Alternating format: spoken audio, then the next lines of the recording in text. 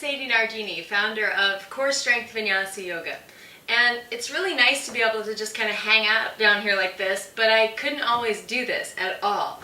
I got this way, a little more flexible in the hips, by doing a lot of the magic pose, which is pigeon. And I've had some requests to teach you how to do it step by step, so that's what we're going to do today. So what pigeon is a nice external rotation of the front leg and a straightforward stretch of the back leg. So to do it, you have to start getting warmed up first, 3 to 5 sun salutations at least, a nice stretchy vinyasa, like maybe triangle poses, standing splits help a lot, and forward bending. So make sure that you've got a nice 10 to 20 minute practice going on before you attempt pigeon pose. And then you should be ready for it. So pigeon pose, the way you can get into it, it's nice from downward facing dog. So from downward dog, take your right knee and place it behind the right wrist. The back leg will scoot back a little bit so it's straight. I'll do it on the other side long so you can see the back leg. But for now, let's think about the front leg. If you're very tight, you want to take the front knee in a little bit, just so it's straight out from the hip. Don't worry about this foot. A lot of people grab it. That's bad for the knee. So leave the foot alone and keep it back towards the other hip crease without being on the hip crease. So the back leg is back enough. Now, this is a flexible pose. You may be tighter right now, so your pose may be way up here like this. If that's the case, that's okay. Keep pressing down, strengthening the legs, because that's going to help them stretch later. Bring a block in front of you and be here, or even really high up. So the higher up you are in pigeon pose, like that, the easier it's going to be on your stretch. Folding forward really puts a lot of pressure on your front leg twist, and especially the knees, so you got to be careful.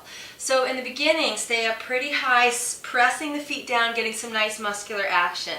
And then over time, you may find you can be here, creeping the back leg back in time, a little lower, eventually a lot lower.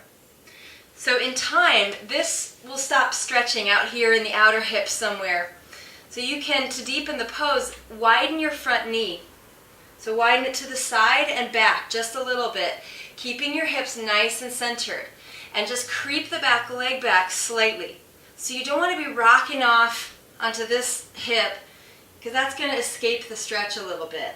You want your hips centered. So even if both hips are not on the ground yet, keep your hips centered straight forward. Coming up here is nice. You can even grab 2 blocks. Press down, and press down a lot with your legs. So you're practicing resisting press with the legs, and then release with the legs just a little bit. Press and release. This is nice to do before any of that I just showed you as a nice beginner or basic posture. Great for everybody though. Inhale, press. Exhale, release. That resistance and release is going to help you go a lot farther faster. Maybe you can scoot the blocks forward again a little bit over time. Press, release. Maybe 10 times every time you do that. A little forward. Press, release. It's causing you to draw your spine forward and deepen the stretch. And then that may turn into this over time. So you'll find your own way into this posture. Let's look at it from the other side. From downward facing dog, left knee comes forward behind the left wrist. Okay? Taking the knee in a little bit if you're tighter, or open wider if you're more flexible. So at this point, the back leg really has to creep back a little bit, just a little. You can flex the foot if you want to kind of stabilize the rotation back there so it doesn't fly open or closed. Or you can just let the foot lie flat. You're not actively pointing it. You don't want to cramp your foot. So being here, you can do your thing. I'd probably bring the blocks back first, press down, and just try maybe 5 to 10 of those resist and release techniques. Resist and release. Slower than that. Maybe resist, 2, 3, 4, 5. Release slowly. Not all the way. Keep a little effort no matter what to protect that stretch. And then maybe try it in 3 parts. A little bit farther forward and a little bit farther forward as you press. That's great. And then over time, hands or forearms come down. Again, to deepen the stretch, front knee comes back and wide. back leg creeps back a little bit more. So you never have to grab the foot. Naturally, the foot will come forward a little as you deepen this part, so never worry about that. Okay, so from here, we're inhaling a little wave and exhaling down. Inhale a little wave to get some length through the spine and low back here.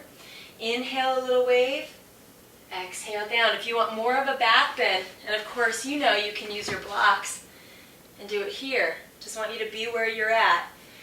Fingertips can come back. You can inhale all the way up, arching. Exhale, folding down, forehead to block or floor. Inhale, lifting up. These are undulations. Waving pigeon. Great to open the spine on all sides. Great to help you learn to open your heart and back bend as you open the hips. Inhaling here and exhaling down. And a couple of variations of pigeon. I'm going to switch to the other side so you can see this. Is to bring the right hand forward, bend the back knee. Now notice when I bend the knee, I press down and lift my hips up. So you don't want to stay so open and passive and just yank the leg up there. It's not that great for stretching.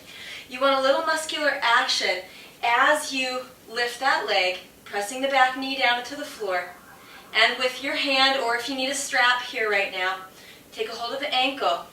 Try to turn that left side back forward again. Left hip, squeeze the knees in and up, and with a little press of the foot into the hand, try to slowly take the heel in. Heel is going to come into connection eventually to the outside, touching the hip. So you never want to sway it out too far. It's right there.